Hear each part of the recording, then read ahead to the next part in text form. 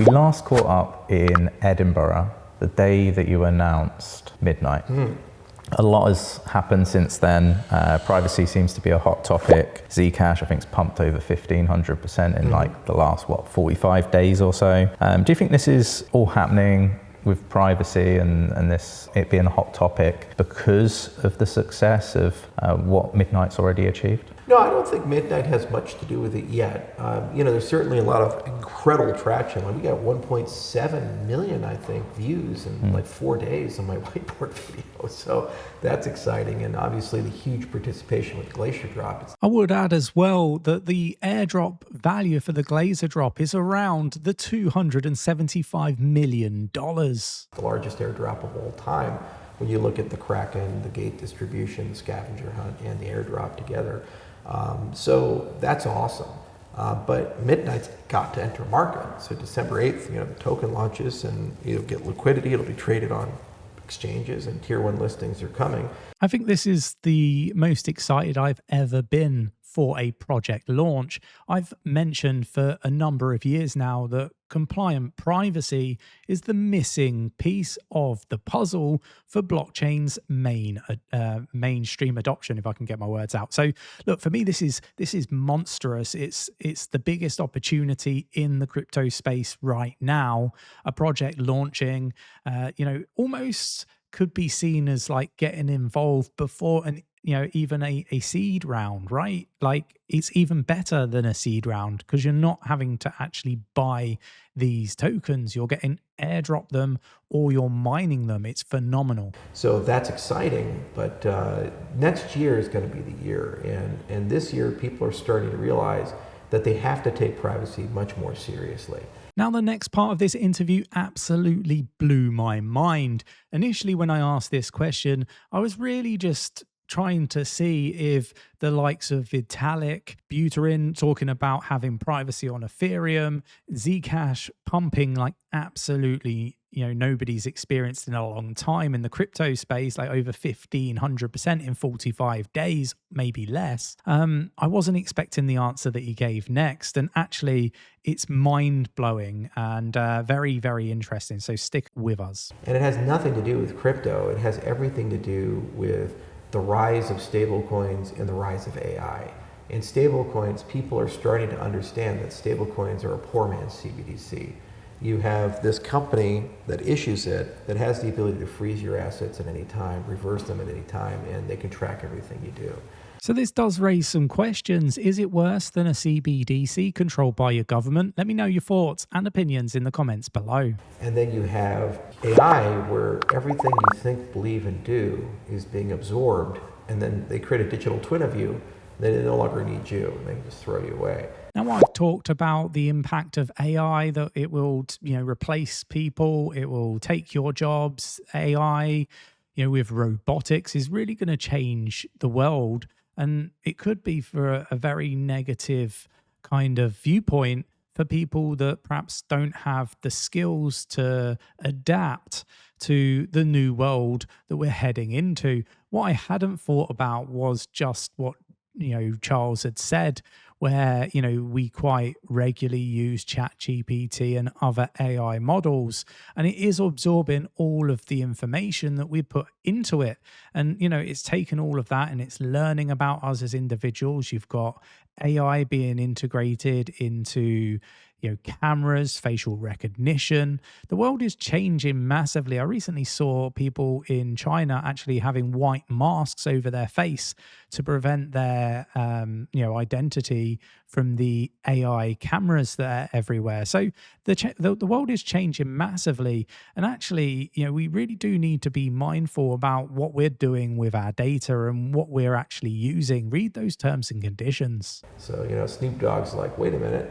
I'm hearing a lot of music that sounds like my music and sounds like my voice, but I ain't getting paid for it. What's going on here? Or if you're a coder, you work for a company for 6 months and they let you go, and now they got your digital twin coding and they don't have to pay you.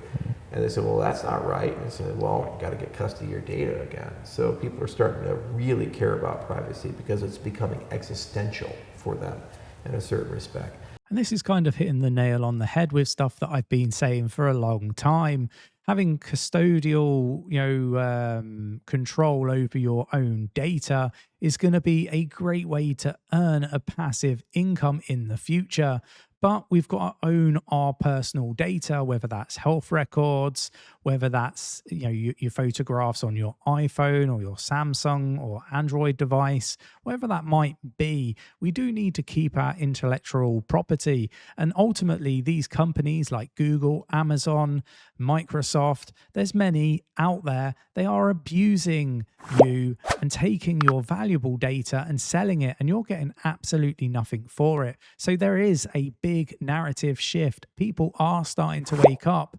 And ultimately, if you're a taxi driver, you got the automated cars now with AI, like jobs are disappearing. You are going to need to replace that income with some other mechanism. And I think data could be just that. Let me know if you agree or disagree in the comments below. So they say, well, that has to extend to all infrastructure, all economic, political, and social infrastructure. So you really need programmable privacy, you need selective disclosure, you need a different notion of identity in this new world of AI.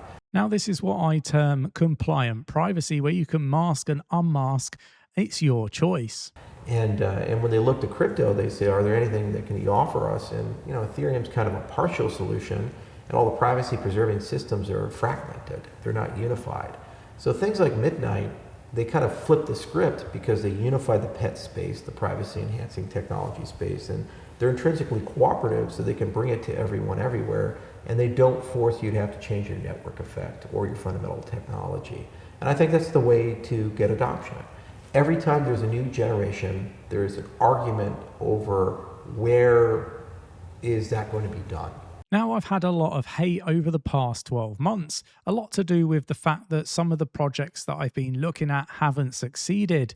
Now, don't get me wrong, it's very difficult to pick a project that's going to go on to do really well when it's super early. But one thing is clear, I've been talking about a compliant privacy project and the requirement for a privacy layer in the blockchain infrastructure world in order to bring in mainstream adoption. I now believe that Midnight could be that solution. So with the second generation, the argument was, is it going to be an L2 to Bitcoin or an L1? So you had color coins and master coin, and they were over Bitcoin, and they didn't work. And then Ethereum came and it dominated the whole thing. Then when the third generation came, they said, okay, is the third generation going to be a layer 1 that has new properties, or are they going to be layer 2s on top of Ethereum?